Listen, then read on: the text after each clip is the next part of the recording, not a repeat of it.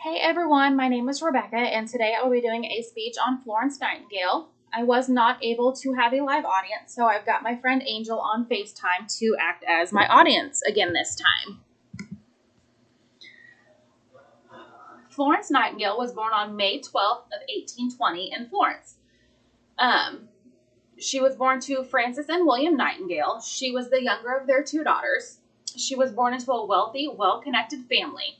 Florence was actually named after the city she was born in. Her father made sure that she was well educated growing up.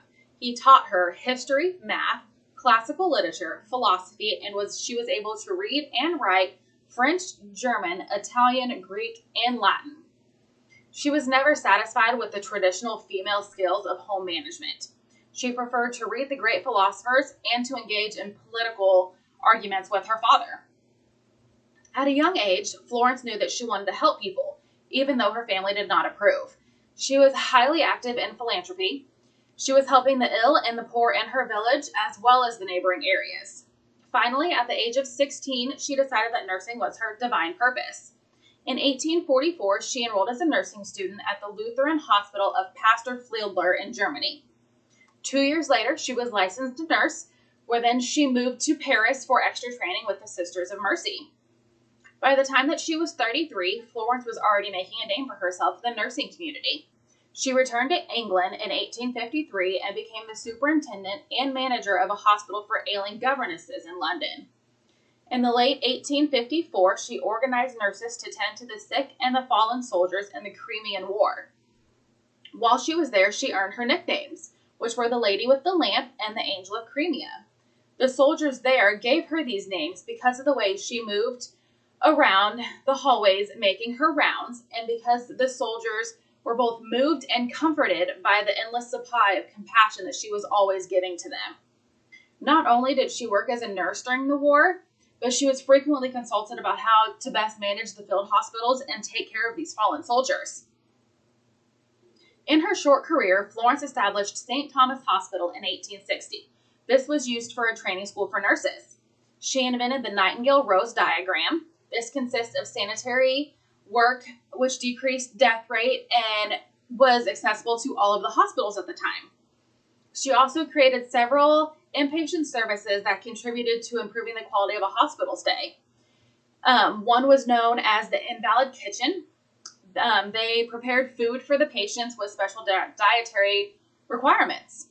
She also invented a laundry service so that the patients could have clean linens. She also came up with a classroom and a library for patients to use for stimulation, for learning, and for entertainment. Florence not only was an amazing nurse, she created nursing school, of course, but she helped the military. She was also an author. In 1859, she published Notes on Hospitals, which focused on how to properly run civilian hospitals. She also wrote Notes on Matters Affecting Health, Efficiency, and Hospital Administration of the British Army in 1857. Florence made a huge impact on the nursing community. The original site of the training school is now a museum all about her. It's filled with more than 2,000 artifacts commemorating the life and the career of Florence. She was also recognized and given many awards in her lifetime. In 1856, the Queen rewarded Florence with an engraved brooch that became known as the Nightingale Jewel. In 1908, Florence received a Merit of Honor by King Edward. In 1912, the International Committee of the Red Cross created the Florence Nightingale Medal. And most importantly, every year since 1965, on her birthday, we celebrate International Nurses Day. Florence did many amazing things in her short lifetime and is now a very common name, especially in the nursing field.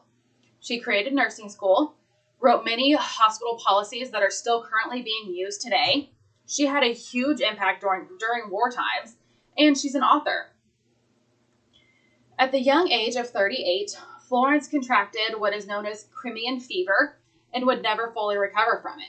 This made her homebound and bedridden, but that didn't stop her. Florence continued her work from her bed until she fell ill in August of 1910 with an array of different illnesses. Her family thought she had fully recovered, but then she unexpectedly died a week later on Friday, August 13th. She was laid to rest in Hampshire, England during a small and quiet ceremony per her request. I hope you guys learned a little bit about Florence today, or at least I made you want to look her up and know a little bit more about her, especially if you're in the nursing field. Hope you have a good day.